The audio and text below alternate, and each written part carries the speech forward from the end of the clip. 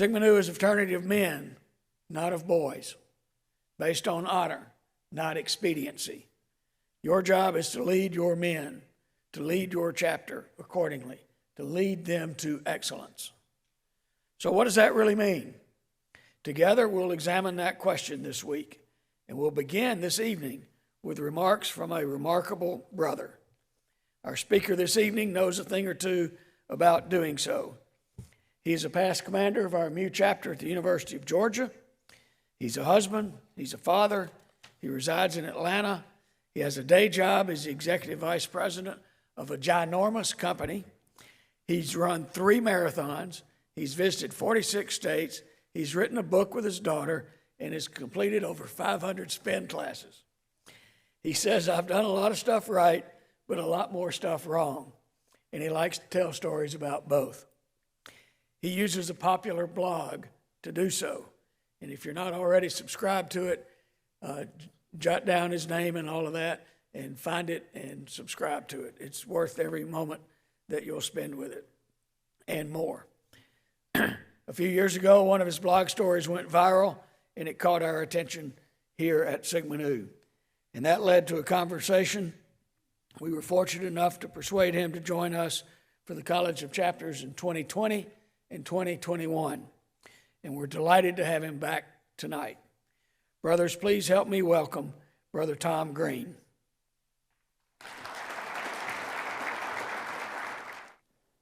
A young man was standing in the wings preparing to enter the sanctuary to marry his wife. His best man and father placed his hand gently on his shoulder. Son, before we open that door, I want to share some advice. Never forget your friends, he said. They'll be really important as you become older. Regardless of how much you love your family and the children you happen to have, you will always need friends. Remember to go out with them occasionally if possible, but keep in contact with them somehow. Inasmuch as time and nature carry out their designs and mysteries, friends are the bulwarks of life. Son, after 70 years of life, here's what I've learned. Time passes. Jobs come and go. Life goes on. Children grow up. The father continued.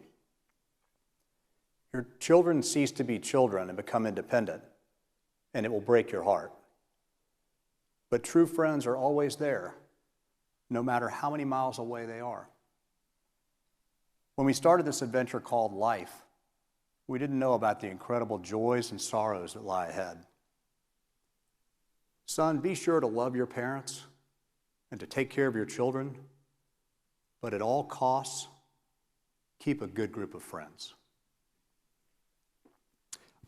I want to start by thanking our executive director, Brad Beecham. Brad, thank you so much for the invitation. I sure hope you never enter the transfer portal because we have an absolute gift in you and your team and the leadership. And I also want to thank Mari Gaston for the invitation. Some of you probably heard this earlier, but Mari is a graduate of Auburn University, the Beta Theta chapter. Where are the Beta Theta boys? You guys here? There they are. Back of the room, naturally. Way to go, guys. Squeeze in at the last minute. Some of you may know that I'm a MU chapter alumni, and we've been in continuous operation under our charter for over 150 years. And in that time, we've initiated over 3,000 men. In fact, we just initiated our 3,000th, Topher Ferrara, and you'll meet his older brother here in just a few minutes. But during that time that we've been in operation for 150 years, we've only had 5 honorary members of MU chapter. And I want to point out that one of those honoraries is in the room, Mari Gaston. Mari Gaston is one of 5 honorary members of our chapter. And Mari, I hate to break this to you, but you're the only one still living. So if you haven't eaten your vegetables tonight, I want to try to encourage you to do so. Mari, it's wonderful to have your leadership and your friendship as well.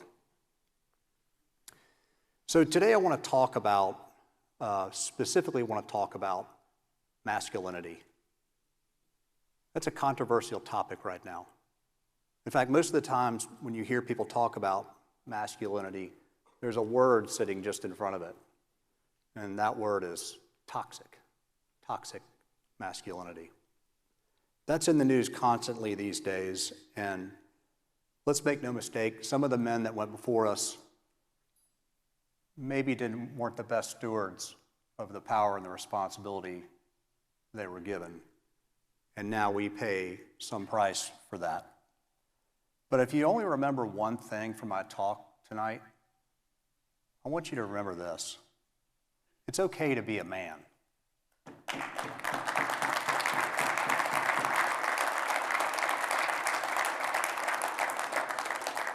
It's okay to do manly things. You know, I like to fish and hunt, and if you came to my house, you'd see that, to my wife's chagrin, there are a large number of trophies on the walls from various hunts that I've been on in various places around the world. My wife absolutely hates it, but it's the only thing I actually say I care about in the house, so she lets me get away with it. But you'd be amazed at how many times somebody comes to my house and I feel self-conscious about the fact that I killed those animals, and I killed them with a rifle. And it's a shame today we can't own up to the fact that we're men and we like to do manly things. We like to hunt, we like to fish. It's how we were raised. It's frankly in our DNA. And I also want to say it's okay to show healthy masculinity. It's really important for us to understand what healthy masculinity is, because toxic masculinity has not been good for us. Healthy masculinity is what we thrive on. And in my mind, Sigma Nu is the greatest place on earth to learn healthy masculinity. Why? Because we've been doing this since 1869. And when you think about it, isn't love, honor, and truth the foundation of an authentic man? I think it is. And so what does that mean? What is it when we say masculinity? What is in that? Well, I think to begin with, it's being protective of others. It's being protective of your family. It's being protective of your friendships. It's showing emotional strength. Frankly, it's about getting knocked down in life and knowing how to get back up. It's about leadership skills. And that's why we're so grateful that you all are here, because it's mission critical that we have great leaders in this organization to ensure that we're around for another 150 years. And lastly, part of healthy masculinity is having good friendships and having a good brotherhood to fall back on later in life. We'll talk about that more in a minute. See, I think there's a boy crisis in America today. I really do. I think there's so much challenge and negativity around being a boy and being a man that young men are really, really struggling with this. I mean, frankly, if you look at all the stats, young men are less resilient and they're less ambitious than they've ever been.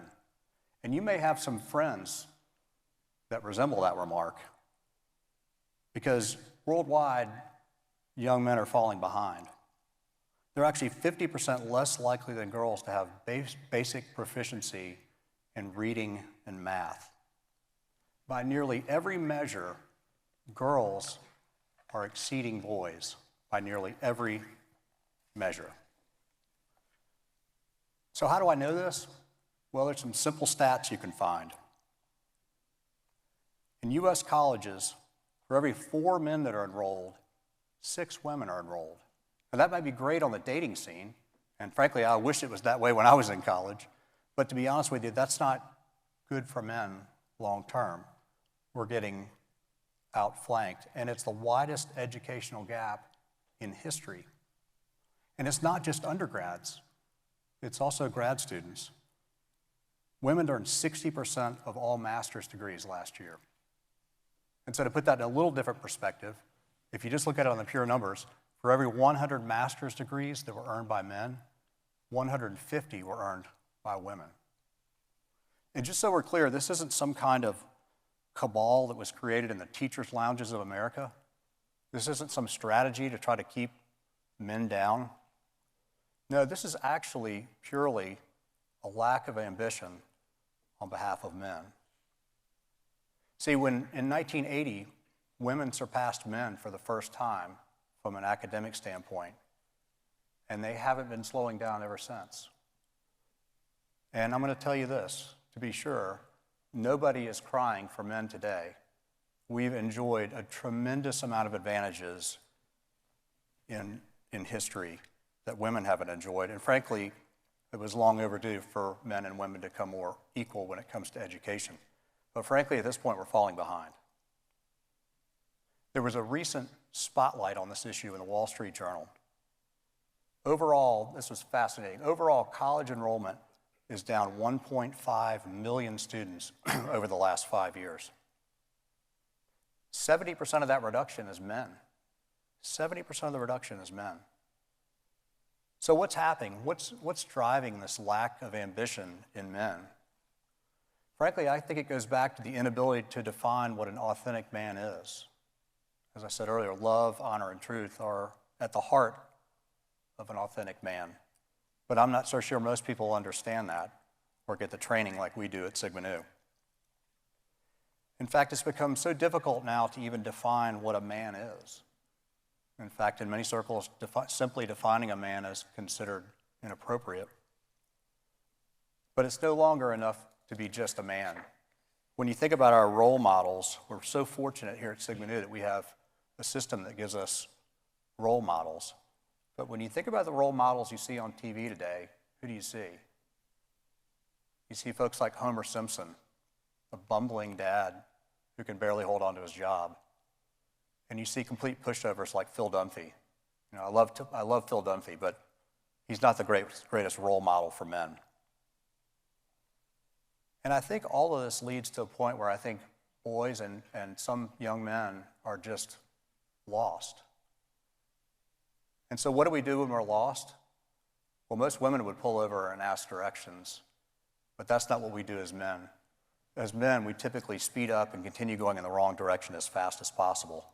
And I think that's what we're doing. And some of what I've written about in my blog, as Mari mentioned, is there's an incredible epidemic out there of young men spending their time on three things: porn, video games, and online gambling. And when you look at the epidemic and you look at why we're falling behind in education, you can't ignore those three things: porn, video games, and online gambling. This is, to be sure, a time of tremendous confusion for men. I mean, we're at a time where a man can become a woman and a woman can become a man. And I'm not here to argue that point of whether that's right or wrong. I'm certainly not going to take that on tonight. And there are smarter people that can take that issue on. But I will say this: I think that issue around gender confusion is making it even harder for us to teach young men how to be men. We're also creating distance in our lives. When you think about how we live today, pre-COVID to today, we've created a tremendous amount of distance between ourselves and other people. And I find that even in my own life, how often we can go a whole day without interacting with another human being. And when we started the remote classwork and the Zoom meetings that we had during COVID, it was a wonderful way to stay productive and to continue on your education and to continue to have meetings that were productive without having to be in person. But that's carried over to a point where now we try to find any way to avoid contact with other human beings. And that's not a great way to go through life. And the result is, I think that separation between us and other people is creating an entire generation of people who are completely confused, isolated, frustrated, and independent. And that's not a good place for men to be. I assure you that God did not create man to be autonomous.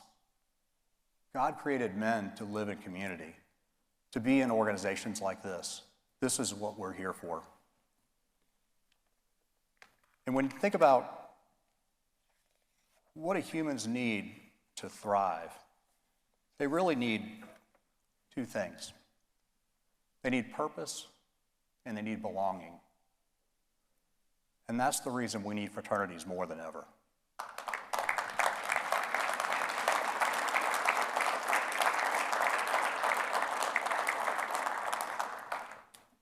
There's a recent Gallup survey I came across that I thought was fascinating.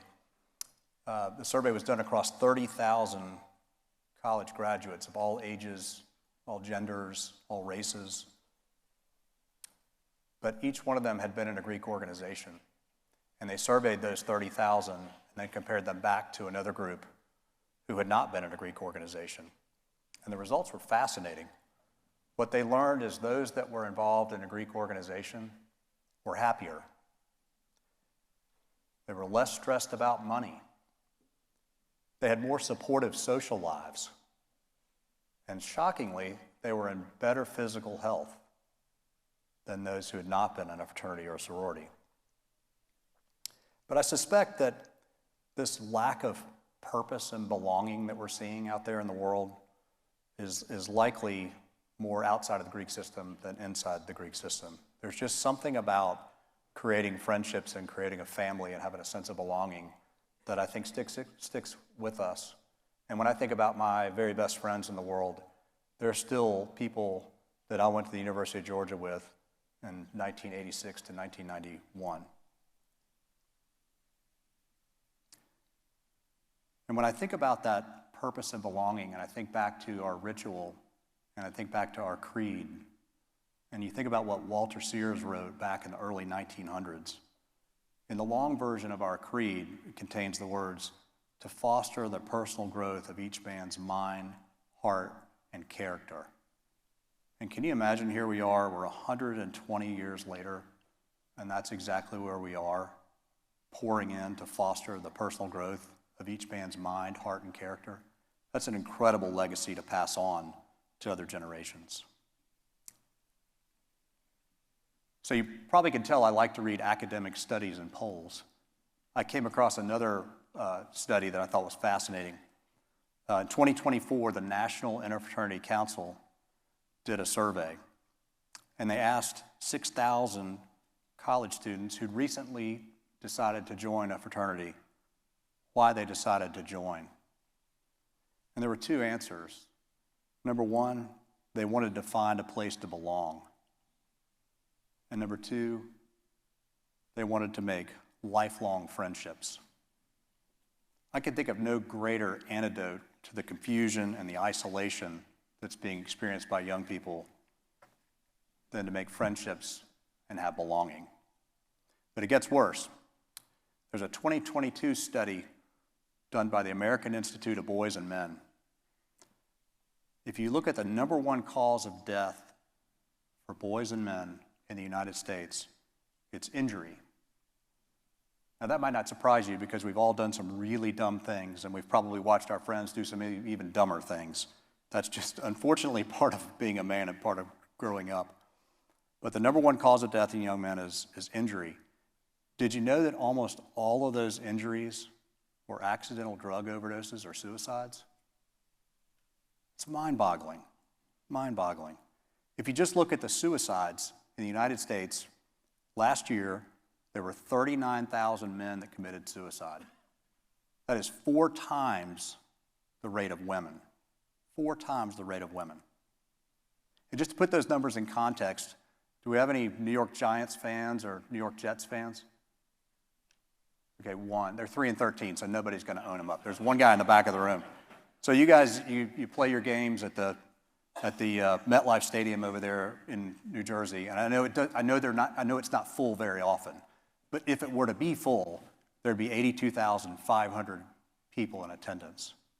Now I want you to think about that stadium completely full, and then I want you to kill off half the men in the stadium. That's how many people died from suicide last year that were men. Mind-boggling.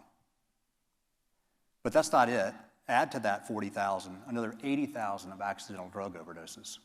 Now you might be wondering, like, how can I put accidental drug overdoses in that same category with suicide? Well, frankly, with the amount of fentanyl that's pouring across our border, if you're doing drugs today, every time you do drugs today, you're attempting suicide. That's just a fact. 80,000 times last year, men who were doing drugs died because they overdosed on those drugs. I assure you, very few of them did that intentionally. Many, many of them were taking something that was laced with fentanyl, and they ended up dying.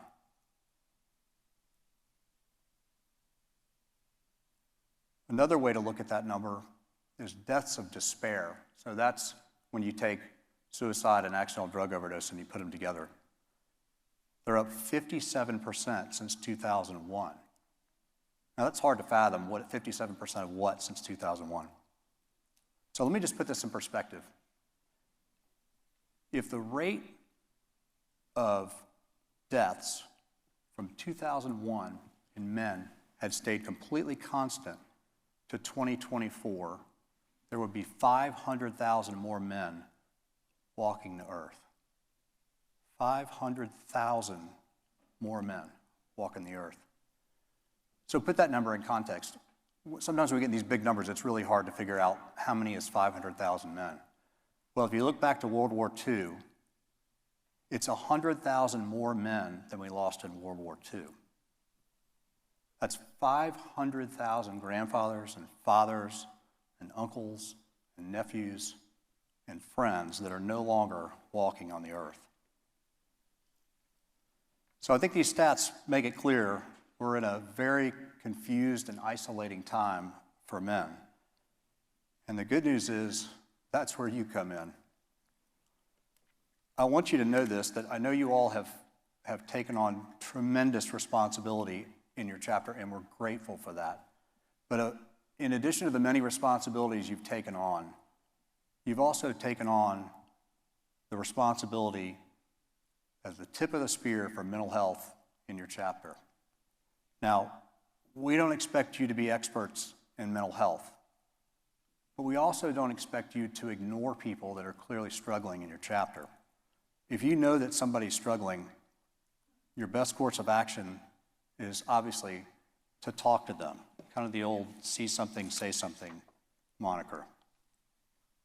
And if you think something's going on, we don't expect you to handle that yourself. The National Fraternity has invested an incredible amount of money and time and energy into identifying resources to help you in these situations. Reach out to your consultant. Reach out to Fred Dobry. We'll help you figure out how to handle those situations because we know this is not something you're trained or capable of doing. And let's be clear, we're not going to show up at your door. We're not going to embarrass you. We're here to be a resource.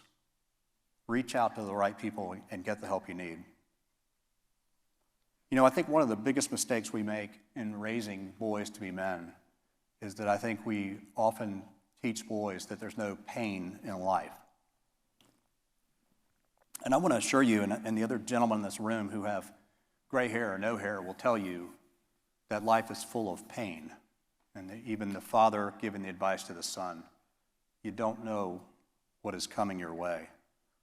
Marriages fail, people get fired, parents get diagnosed with terrible diseases, children move away, and sometimes our very, very best friends and closest family members die.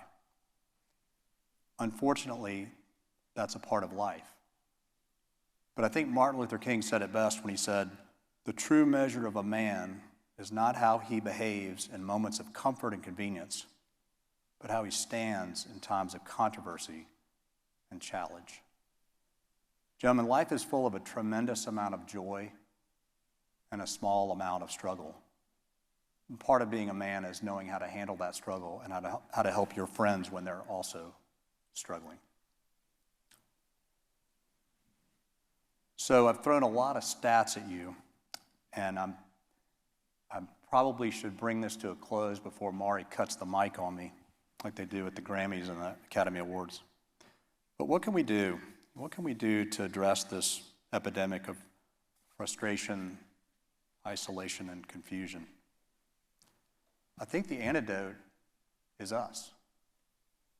I think the antidote is you. And we're so grateful that you've taken the first step at becoming a better leader and volunteering for service in your chapter. On behalf of the 235,000 men that are a part of Sigma Nu, we want to say thank you. And as I said earlier, men are meant to be in community. We thrive with friendship and belonging. And I think the antidote to all this confusion and isolation is right here in this room. Because when you think back to Walter Sears, when he wrote our creed, he wrote this: to believe in the life of love, to win in the fresh morning of our youth the loyal love of faithful friends, who will go unmoved into the darkening shadows of life's closing day, and so to seek and to find, to have and to hold the friendships that abide. I want to thank you, gentlemen, for having me here and allow me to have this conversation with you. May God bless you in the coming year with light, with love, with wisdom, and with friendships. Thank you.